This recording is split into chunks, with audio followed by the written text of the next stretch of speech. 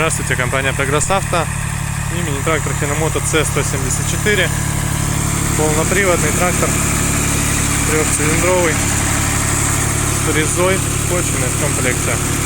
Соответственно, коротенько о нем.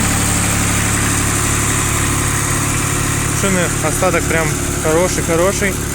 Соответственно, хватит их очень надолго. По косметике все отлично с трактором, вес он целенький. Реза у нас здесь метр 30, насколько я понял. Не измеряли. Ножи по остатку прямо-таки почти новые. То есть японец их, скорее всего, почти не пользовал. Нет, это крайние поменены.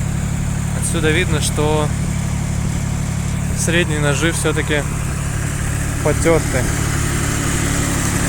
Двухточное навесное устройство. При этом автоматическое заглубление по крышке фрезы работает здесь. И, соответственно, здесь немножко служит по регулировке положения фрезы. По самому трактору все стандартно. Наработка 515 моточасов. Такая вот массивная коробка переключения передач у нас здесь, рычаг точнее. Соответственно, по остальному все видно, я думаю. 3 цилиндра у нас здесь. Открывать не буду, одной рукой неудобно. Но тем не менее. Весь тракторочек целенький. Мощность в районе 18-19 сил. Работает ровно трактор, кстати. Я думаю, слышно это прекрасно.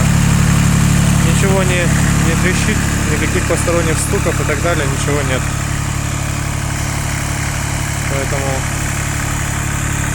я думаю, что его лояльная цена, полный привод и хорошая мощность в комплекте с резой должны привлечь людей, которым нужен компактный трактор с хорошими способностями, так сказать.